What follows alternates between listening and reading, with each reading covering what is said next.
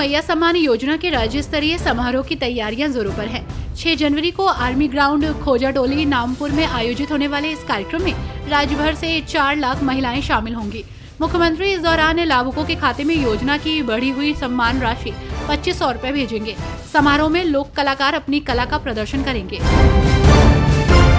हरियाणा में बढ़ती आपराधिक घटनाओं पर लगाम लगाने के लिए मुख्यमंत्री नायब सिंह सैनी ने 10 जनवरी को सभी पुलिस अधिकारियों की बैठक बुलाई।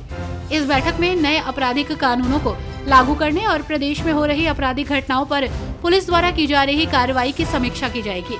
बैठक में प्रदेश के सभी पुलिस रेंज के आईजी, सभी जिलों के पुलिस अधीक्षक और वरिष्ठ अधिकारी शामिल होंगे।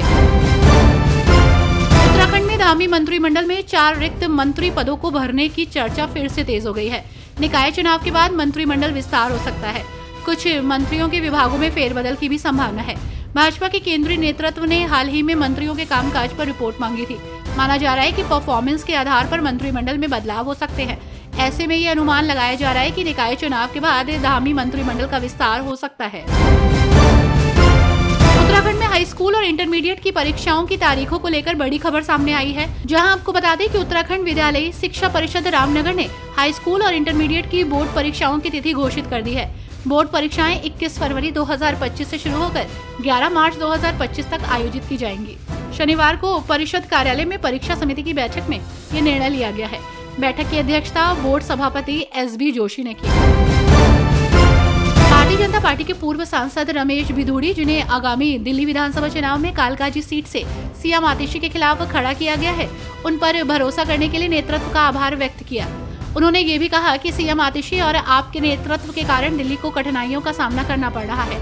मैं कालकाजी विधानसभा सीट को दोबारा हासिल करने के लिए मुझ पर भरोसा दिखाने के लिए भाजपा नेतृत्व को धन्यवाद देता हूँ। अरविंद केजरीवाल की वजह से दिल्ली बेहाल है। भाजपा ने फरवरी 2025 में होने वाले दिल्ली विधानसभा चुनावों के लिए 29 उम्मीदवारों की अपनी पहली सूची जारी की, जिसमें करौल बाग विधानसभा क्षेत्र से दुष्यंत गौतम चुनाव लड़ेंगे। उन्होंने आगे कहा, मैं इस अवसर पर पार्टी को धन्यवाद देता हूं। मुझे लगता है कि लोगों का झुकाव बीजेपी की ओर है। पीएम मोदी और हमारी पार्टी ने डॉक्टर BR अम्बेडकर को जो सम्मान दिया है, उसके कारण बीजेपी दिल्ली में सरकार बनाएगी। भाजपा नेता प्रतुल शाहदेव ने झारखंड सरकार की आलोचना करते हुए कहा कि उन्हें 2019 से 2024 के बीच किए गए वादों से सीख लेनी चाहिए थी।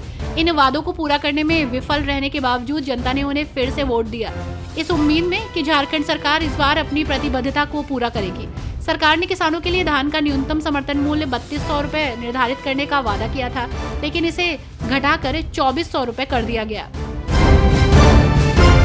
दिल्ली विधानसभा चुनाव को लेकर सियासी बयानबाजी जारी है। दिल्ली विधानसभा चुनाव को लेकर भारतीय जनता पार्टी ने प्रत्याशियों की पहली लिस्ट जारी कर दी है, जिस पर बोलते हुए आप नेता मनीष सिसोदिया ने कहा कि जनता अरविंद केजरीवाल के साथ है और वो फिर मुख्यमंत्री बनने वाले हैं। उत्तराखंड निकाय चुनाव के लिए प्रत्याशियों के खर्चे की सीमा तय कर दी गई है। प्रत्याशियों को चुनाव प्रचार सामग्री के अलावा कार्यकर्ताओं, समर्थकों और वोटरों के चाय नाश्ते पर होने वाले खर्च का ध्यान भी रखना होगा। खासकर प्रत्याशी, समर्थक और वोटर को 23 रुपए से महंगी टोपी नहीं पहना पाएंगे। प्रत्याशियों को रोजाना के खर्चे का ब्यौरा देना होगा। जेल में बंद अमृतपाल सिंह के साथ ही सांसद सरबजीत सिंह खालसा ने नई राजनीतिक पार्टी की घोषणा की। पार्टी का नाम शिरोमणि अकाली दल आनंदपुर साहिब होगा। 14 जनवरी को श्री मुक्तसर साहिब में मेला माघी के अवसर पर इसकी औपचारिक घोषणा की जाएगी। पार्टी पंजाब के अधिकारों, पानी, किसानी मुद्दों, MSP और नशे के खिलाफ लड़ाई लड़ेगी।